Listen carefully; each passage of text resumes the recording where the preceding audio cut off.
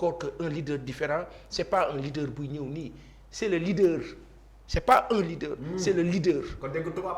dëgg la de différence ba yaatu. aka yaatu. entre un leader et le leader. et le leader. walaay du bàyyi sax.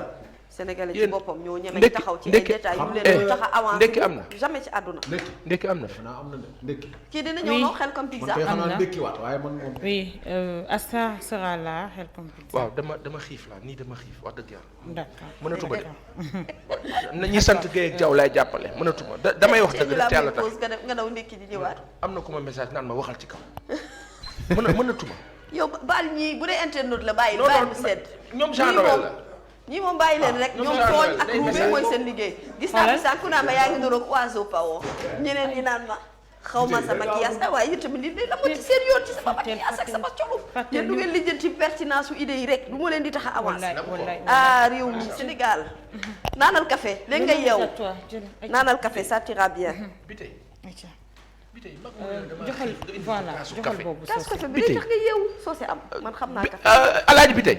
wala ñu may la pause nga dem ndekki. Mami Sam. waaw may nañu leen moytu loolu soose bu ko café di romb moom da nga koy jox mu naan ba pare. da nga kaas baax na acca ñu jàll ci beneen ponk bi non jëla après man ma am mami voilà man beneen ponk bi ñu dugg ci teel na di déedéet waa acca kon nañ def 2 points rek mu jeex Assemblée nationale ça se complique dans l'opposition est-ce normal ndax normal na jamono ji ñu ngi dégg Socé Ndiaye ci Socé Ndiaye laay jëm ci man ngeen di tàmbalee. waaw waaw. coow li bari na ci côté opposition bi non c'est vrai. voilà et puis jëm ci c'est wàllum normal présidence beeg yooyu noonu xoolal c'est normal.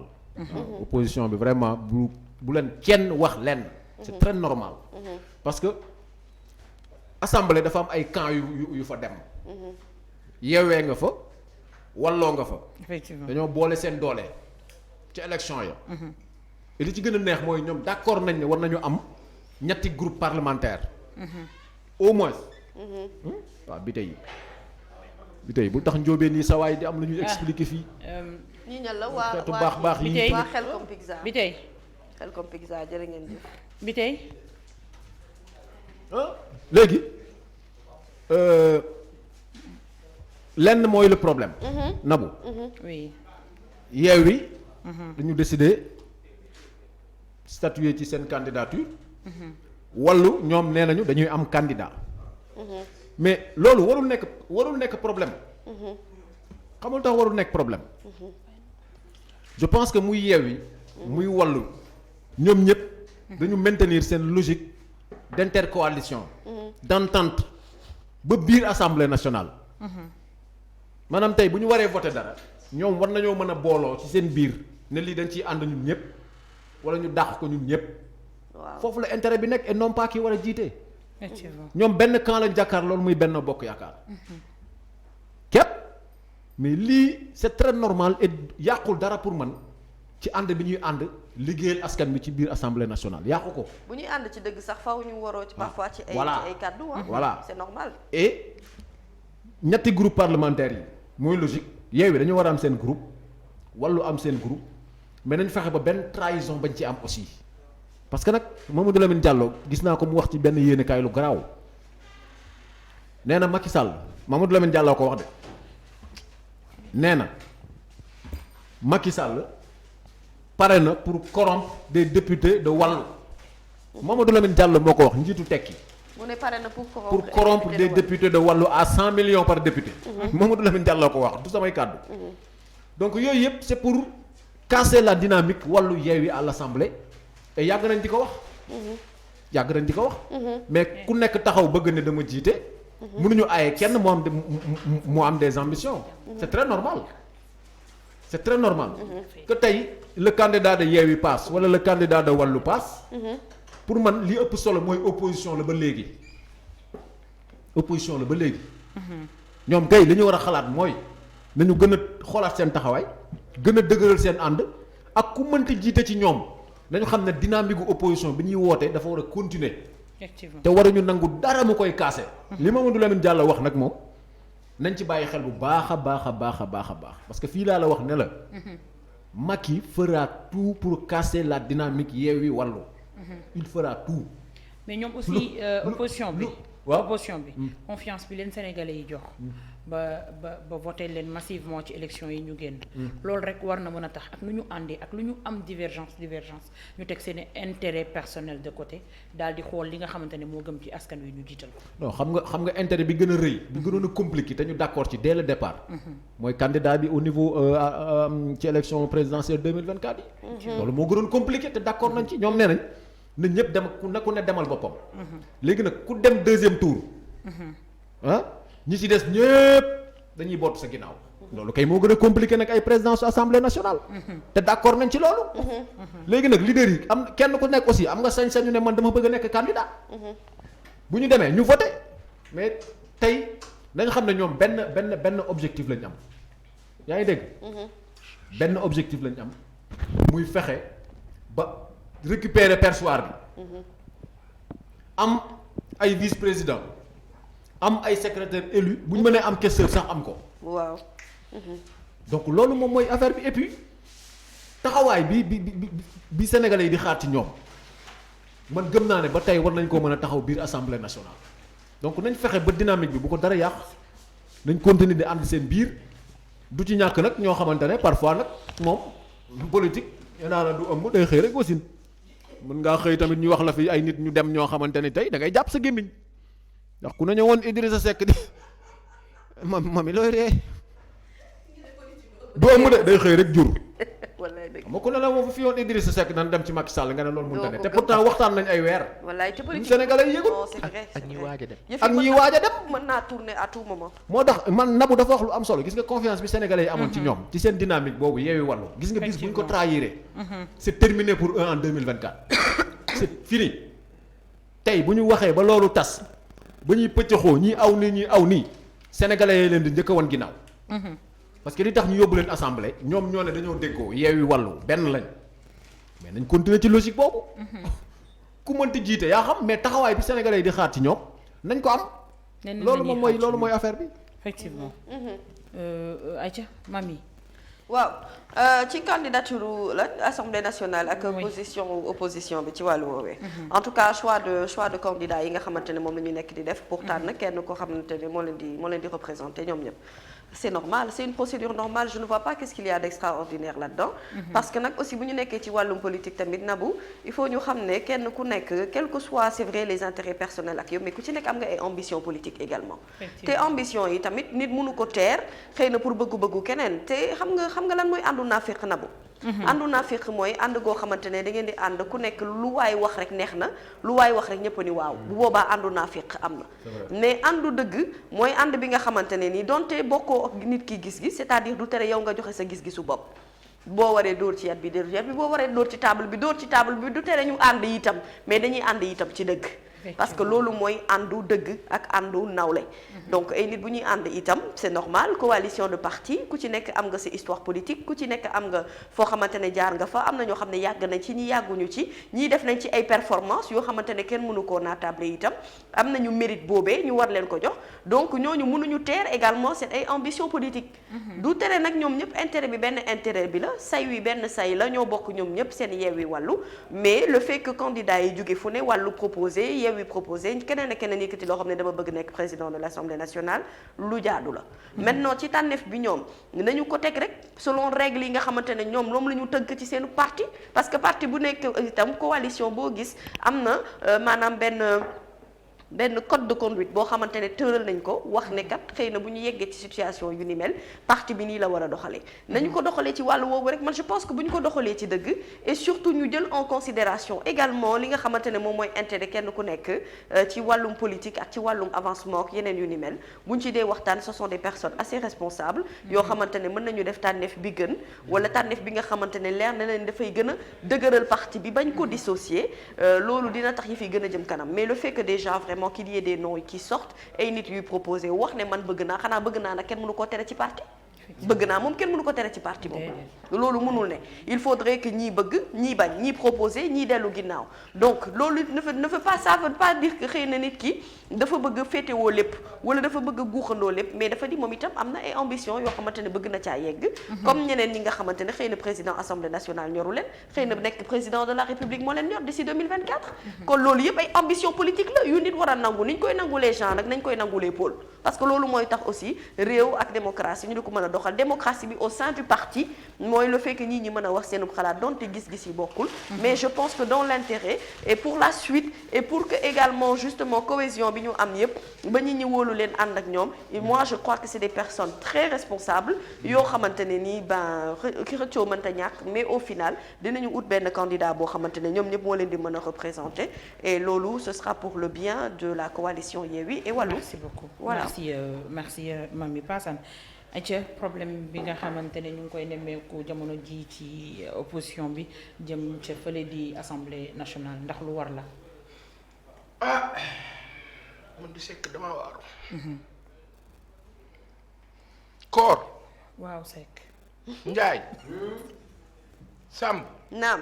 ma jom. lu la jommal. si te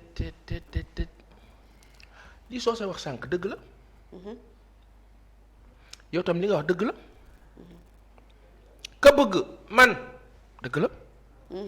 li soo say wax ne c'est normal que mu demee nii effervescence parce que ça bouge. Yewwi nag ak Wallu dañoo xew foofu mu am bruitage de. la chose. mooy na bruitage ba jaar yoon. ka mu neexu doon candidat. oui. Abdou Bara Dolly Barthélémy Dias. Lamine Thiam Ahmed Aïdara. Hier j'ai dit ici. Voilà, on a dit que Ahmed Aïdara,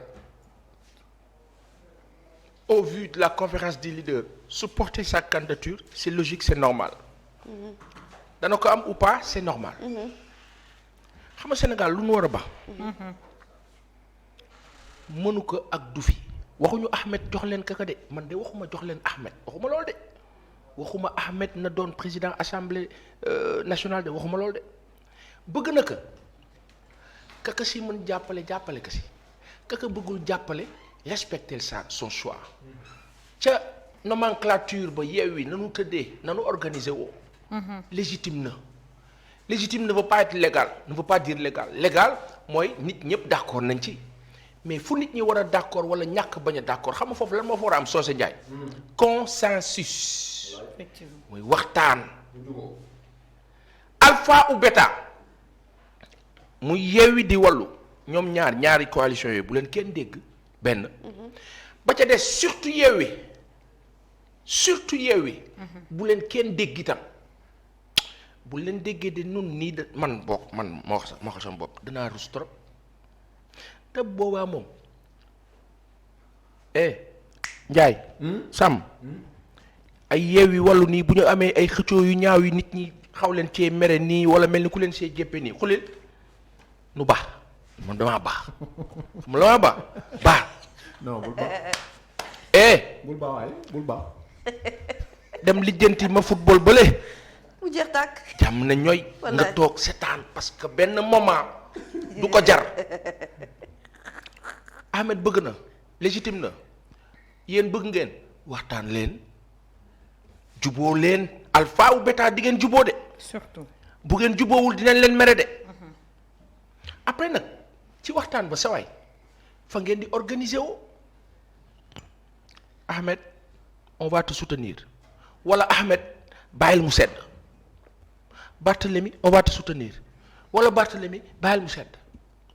monsieur Thiam Lamine sanu baay bi daanu la soutenir wala monsieur Thiam bàyyil mu sedd Abdou Bara Dolly daanu la soutenir wala Abdou Bara Dolly bàyyil mu sedd waxtaan leen seen biir de jël leen seen temps de waaye gaaw leen tamit ngeen fixé wu sauf que il y a une réalité gars yi nit loo bëgg dara da ngay xool réalité bi en face la réalité c'est quoi.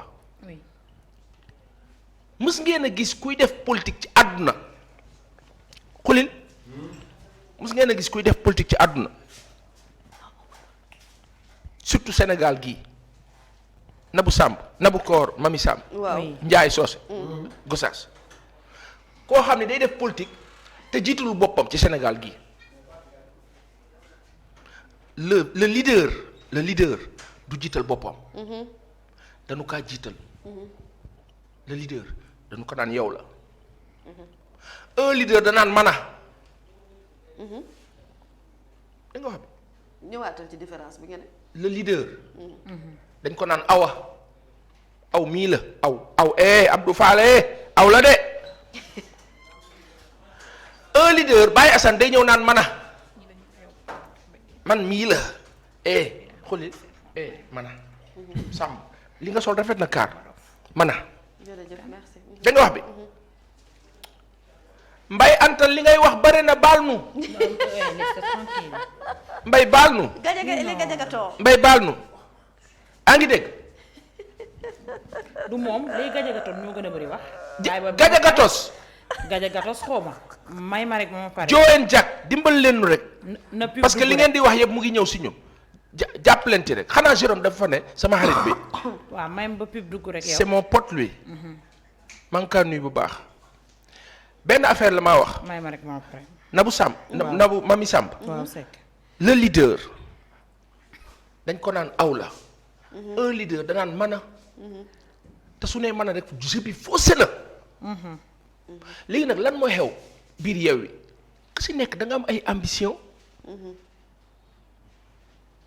encore que Yewwi jëlagul la présidence de l'Assemblée Bennoo ngi taxaw ci wet gi c'est clair. di ko lijjanti non dañ leen dul bàyyi sax pour ñu jël ko sax du yomb de. Bennoo ngi kaa lijjanti ñenn ñi ñu ngi wax corruption maa ngi dégg Mamadou Lamine Diallo tekki di wax waxi 100 millions par député ay député Yewwi wala wàllu bu fi jaay sa bopp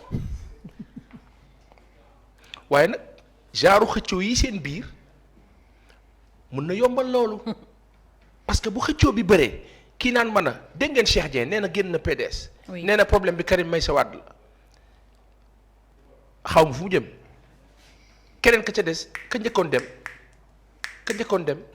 Toussaint Manga. xamuñu fu mu dem waaye léegi ñi nga xam ñoo fi nekk bu xëccoo bi gënee bëri coow li gën a soof rek billaay dina am kuy nangu 100 millions yi te kenn du ko mënal dara day taxaw ne leen bu leen nu sonal def ko nag face bu boobaa ngeen ñàkk présidence assemblée bi bu boobaa opposition bi day ñàkk ñaar ba ñett ba ñeenti député bu ñu demee vote ba secret la ku ñu ci jox 100 millions dina am bu coow li bëri ci seen biir dina am 10 yu encaissé bu nu encaissé wax ji jeex ñee gàdduwaat affaire bi ana la ngeen doon xëccoo après da ngeen di wayadi sauf nit yi yàq seen législature moo tax foog ñu tëju muy Ahmed di Barthélemy di Abdou Bara Dolly di Lamine Thiam ñoom ñeent sax dañoo war a tëju waxtaan ñu xool seen biir dina ci am ku ëpp xam-xam dina ci am ku ëpp expérience dina ci am ku ëpp mën-mën mooy expertise dina ci am ku ëpp gëm-gëm tëju leen ngeen waxtaan du sori bu ngeen waxtaanee juboo régler problème bi nit ñi wekk leen bàyyi leen xel seen législature yomb bu dul loolu xëccoo bi day jur tas Effectivement. te bu juree tas nit ñi nag dañuy découragé man moom may bagage la ma gàddu nit yi kulil effectivement bu dee tout le temps population bi li ñuy wax mooy ñoom dañoo am espoir ci coalition bi wala intercoalition bi même bu fekkee bokkuñu gis ak xalaat war nañoo mën a ànd ci benn kàddu ba 14e législature bi la ñu daloon ci 13e législature bi ñu bañ ko ci gisaat il faut que ñu bàyyi xel bu baax ñi nga xamante ne ñoo leen sànnil seen kàddu. waaw lii c'est normal nag. ñun tamit nag politique lañ nekk nag c'est normal nag. mënul ñàkk lii moom mënul ñàkk ala kulli àll. il faut mu am mami c'est normal tout le monde sait que ànd boo gis faaw ay problème di ci am de temps à non autre. tànneef bu mais waree dans am ce Nabou, cas-là dans Nabou. ce cas-là dafa xaw a spécial parce que tout simplement nit ñi vision bi ñu am ci ñoom gis nga transhumance bi ni mu bëree woon jamono jee ñu weesu gis nga coow li ñàkk en fait peuple bi dañoo dem ba amatuñu confiance ci politiciens yi et à travers cette coalition dañoo am espoir dafa am espoir bu juddu ci ñi nga xamante ne ndaw yi ñoo leen di topp te espoir boobu waruñu ko dagg ci ay guerre de poste wala guerre de position il y a plus important et plus urgent que ça pour askan wi nga xamante ne ñoo leen di sànni je suis parfaitement d'accord avec toi. Ce que je suis en train de dire mooy c'est normal que bu choix amee. tànneef war a am ay loxo jóg nit ñi présenté wu. c'est normal. amul dara lu fi scandaleux wala loo xamante ne nii maanaam dafa jéggi procédure normale bu politique. xam nga boo gisee coow amul ci wàllum tànneef ak yeneen yu ni mel parce que dañ doon dem ci ay élections. effectivement te pourtant bi ñuy dem ci ay élections am na ñoo xamante ne nii jëluñu responsabilité dem ci ay départemental. dañoo dem ci ay liste nationale mais bi liste nationale ba ñu ko bloqué ña demoon ca départemental ba ñoo ñafeel waa parti ba. effectivement xam nga kon foofu problème bu tànneef amu fa c'est-à-dire que foofu en fait poids politique moo fa peser. est-ce que comprendre nga li fi may waxee. léegi nag xeex nañu askan wi jàppale na leen ba vraiment lu musul am na muy 14e législature bi nga wax ni. te loolu effectivement ci doxalin bi la ci procédure bi la ci jubóo bi la ci waxtaan bi ci communion bi. parce que l'union fait la force. mais dañu tollu foo xamante ne ni parti opposition dafa war a proposer candidat Benno Bokk Yaakaar proposer candidat te coow li lu muy bari sax ñoom ak lu ñu mën a tànn nga yaakaar ne Benno mu leen ëppale na serait-ce que ñetti siège dina leen bàyyi mu yombee noonu pour ñoom seet candidat jàll. xanaa kon ñoom xam nga ne ñoom ma war nañu am intelligence xam ne débat bi dépassé na sax qui doit représenter. bien que qui doit représenter am na toute son importance parce que kooku même bu dul question de xam-xam expertise ak leneen lu ni mel c'est-à-dire il faut que mu am ko un homme boo xamante dafa am benn carrure politique. et c'est hyper important donc ambition yooyu laa la wax ne la jaadu na bu ñu tolloo ci tànneef mu ngi mel ni yow rek boo nekkee sa élection wu quartier nga bëgg a nekk chef de quartier yow Socé Ndiaye. waaw loo jubóog waa quartier ba lu ñu nekk sa waay bu la neexee nga ne man Mamy Samb damaa bëgg nekk chef de quartier. yow na bu koor nga yëkkati sa loxo yàq na dara sama diggante ak yow. yàqu ci dara am nga sa ambition ma am sama ambition ndax politique tamit munoo wax nit ki ne ko yemaleel sa bëgg-bëgg fii te yow sa bëgg-bëgg weesu na bëgg-bëgg ngaa la. kon tànneef bi ak position bi mënul ñàkk. ci loi politique la bokk. léegi nag lenn rek laa xam ne d'accord naa fa entièrement ak yéen mooy ne ñu toog waxtaan xool li nga xam ne mooy intérêt coalition Yewwi Askan Wi. ak Wallu comme ñoo àndandoo woon nañu toog waxtaanee et je pense qu'ils sont vraiment intelligents pour xam ne sénégalais nekkuñu ci débat bu leen di permettre vraiment ñuy toog fi di wax kan mooy tànneefu lii ak kan moo ciy ëpp avantage ci lii te ñu xool li nga xam ne moom mooy avantage li union boobu am nañu ko ba pare. mais le fait que ñi di yëkkati loxo ku ne bëgg wane ne man maa bëgg féete ci kanam. loolu laa ne c'est extrêmement normal parce que ñii seen ambition président la ñii seen ambition ca local la yam ñi am ca local ya présenté wuñu sax député. ñeneen ñi bëgg nañoo nekk député nañ député am na ñoo xam ne dañoo bëgg am poste yu ko gën a kawe. am na ñu bëgg a nekk ministre premier ministre am ñu bëgg a nekk président de la république donc loolu c'est très normal que ku ci nekk politique lu ku ci dugg rek. dëgg la da ngay bëgg a liggéeyal askan bi mais c'est intérêt personnel c'est ça la vérité bu ñuy moytu tamit di moytu di jéem a fent dëgg gi mooy ku dugg ci politique itam yow li ngay dugg itam dëgg la da ngay liggéeyal askan wi mais yow tamit am na loo xamante ne bëggal nga ko sa bopp ci sa wàllu carrière ci sa wàllu avancement te xëy na peut-être da ngay yaakaar ne boo yeggee ci niveau boobu sa njàppandal ci nit ñi dafay gën a yomb donc bëgg-bëgg boobu mënul ñàkk te mënul doon loo xamante ne dañ naan nit ki bu ko fësal wala bu ko kii mais dañu waxtaane seen biir rek waaw lu leen di mën a jëmale kanam c'est ça en vrai. loolu du débat sax loolu évidence la loolu kii la c'est normal. waaw li mu wax loolu la. li ma ci bëggoon dolli rek. dafa am boroom xam-xam bu ne politique c'est donner des coups. et en recevoir aussi. waaw da ngay dóor ñu dóor la da ngay are ñu are la. politique noonu la léegi ñoom dóor nañ coup. équilibré nañ léegi nombre de députés yi à l'Assemblée ñoom nag nañ fexe ba buñ jël ko aussi et nañ comprendre que am nañ une possibilité affaire bi du jiitu du président assemblée kese président baa ngi fa nee naa la am na 8 vice-présidents loolu yëpp mën na dugg ci waxtaan bi secrétaire élu yi mën nañ ko dugal ci waxtaan bi si bien sûr questeurs yi noonu njiitu commission yi noonu dafa bari c'est un bureau bien organisé donc du kiy jiite rek donc tey ñi nga xam ne am nañ ay ambition aussi il faudrait que kenn ku ci nekk aussi xool lan ngay fell ci say ambition personnelle pour l'intérêt du groupe nee na la faux pas bu ndaw buñ def assemblée Benno Bokk Yaakaar na leen ko def. bu baax. duñ leen baal xaar sax. politique Afrique Sénégal amul baale. jekku sa morom rendi la. nee naa la waa ji fi mu toll nii calculam yépp mooy nu muy def ba tas groupe bi Yewwi Wallu te fu mu ci mënti ronxat dana ko def fu mu ci mënti ronxat dana ko def xam nga les gens n'ont pas très bien lu le communiqué de Cheikh Dieng. man dama ko lire en profondeur. oui Cheikh Dieng mii ma xam. li mu bind boo ko liiree analyser ko bu baax c'est comme si son parti le PDS dafa nar a jël voie boo xam ne moom d'accord ci mu démissionner attention li am suba bu amee bu mu leen bett de relisez bien le communiqué bi mu def lettre de démission bi mu présenté Ablaye Wade li mu ci wax on a comme l'impression que partem dafa nar a jël voie boo xamante ne moom arrangé wu ko le problème ça dépasse Karim Wade moo tax assemblée il faut que ñoom ñii nga xam ne ñoom ñoo fare ku jégi kenn ku ci nekk xool lan ngay bàyyi ci say ambition personnelle pour l'intérêt du groupe bu ñu ko deful. billahi wallahi tallahi fii laa la ko waxee. Macky dina leen yenn ba biir weex dóor ci karoy assemblée nationale yi ba kenn dootu ko tal parce que du leen yërëm du leen may dara. ñoom xam nañ ko. du leen may dara xam nañ ko de. moo tax bu ñu waruñu fay ne sax di xëccoo maanaam lii. kenn ku ne am nga kenn ku ne on doit juste suivre la logique xam nga logique dafa am ci ànd. non kenn ku ne ànd dafa am lu koy tënk. xool kenn ku ne am nga sañ-sañu ne man bëgg naa. mais bëgg naa boobu bu mu tax l'intérêt du groupe ñu plombé ko. effectivement. xam nga li ma la wax. warta indi pëccëxoo. am nga Ahmed Aïdara am na droit de dafa bëgg ci assemblée nationale c'est un jeune pourquoi pas mais nañu waxtaan seen biir. bu dul président vice président ngi fi.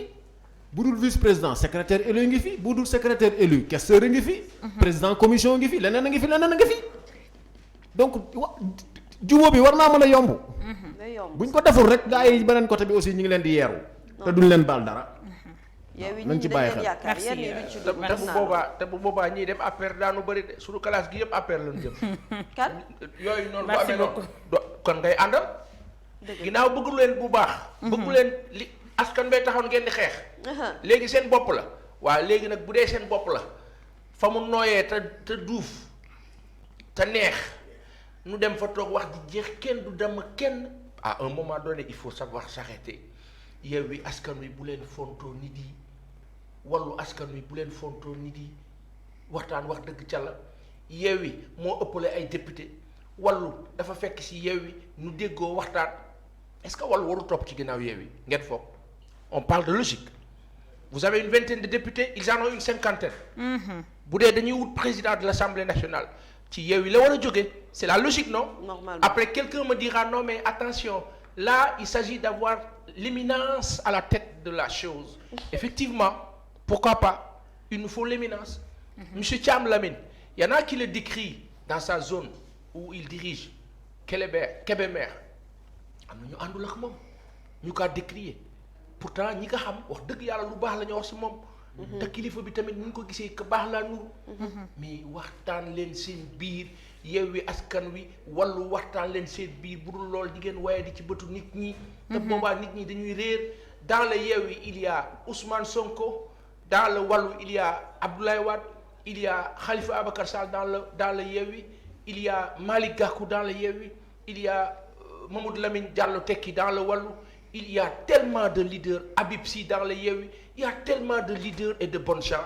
Si vous ne parvenez pas à vous accorder les violons, à accorder vos violons, si vous ne parvenez pas à vous entendre, à vous unir, ce serait regrettable et historiquement regrettable. Parce que bu boobaa lan mooy xew les populations n'auront plus confiance en vous. Quel que soit alpha ou bêta, quel que soit bu ngeen xëccoo ba pare bañ ne xëccoo nañu kat ba kii moo bëggoon doon président bu boobaa ñenn ci yéen dem facilement bennoo gagné présidence de l'Assemblée nationale ca vote ba yéen ña doon xëccoo nag ngeen war a àndaat doon benn mënatu leen ko doon donc déggoo leen tëju leen waxtaan leen. Et parmi les 4 candidats muy Ahmed. di Abdou Bara Dolly di Barthélémy di Lamine Thiam. dama ne ñoom ñeent dañu toog waxtaan à un moment donné. nag ku si nekk la nga téye nga bakka nga jiital intérêt groupe bi. effectivement boo ko deful moom. yàlla ñu yàlla muccal ci suuf. may ma am lu ma ci dolli rek. waaw. xam nga votu président assemblée nationale ak les vice présidents. dafa xaw a subtil tuuti. oui. xoolal dañuy voté comme ni ñuy voté ci député mais maanaam liste yi la ñuy teg. groupe bu ne présente sa liste. député bi ñëw jël dugg ci. urne bi. isoloir bi ñëw voté est-ce que yaa ngi may dégg. foofu le vote est secret. oui ça c'est kenn xamul kuy voter kenn. foofu la danger bi nekk. maanaam ci élection kii bi. le vote est secret. président bi vice président yeeg liste la ñuy teg. groupe bu ne day teg liste. liste Benno. liste Yewwi liste Wallu liste nangam ñiy woo député yi kenn par kenn. ku ñëw jël enveloppe dugg ci isoloir bi ñëw voté xam nga loolu c'est secret. moo tax bu ñu deful ndànk dinañu am ñoo xam ne ñi ngi ci biir Wallu wala ñi ngi ci biir Yewwi te kenn du xam ku ñu voté parce que c'est secret foofu la pièce bi nekk. loolu garaaw la de. bokkut ak session yi nga xamante ne tey da nga yëkkati loxo ne fàng nit ñi xam ndax voté nga wala voté wu bii enveloppe ngay jël dugal ci ki ngay voté dugal ci biir après ñu dépouiller comme vote normal foofu la pièce yi ne.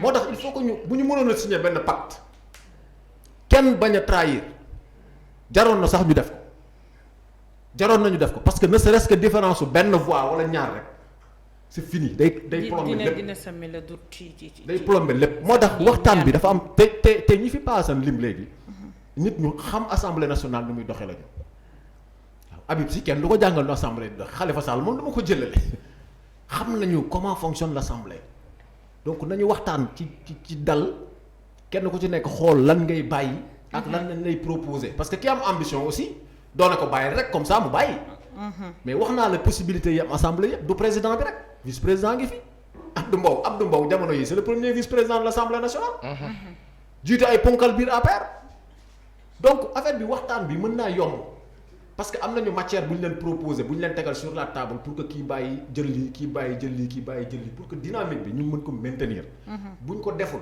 fii laa la ko waxee dañ dem ba ci kanam merci Socé merci à Helcom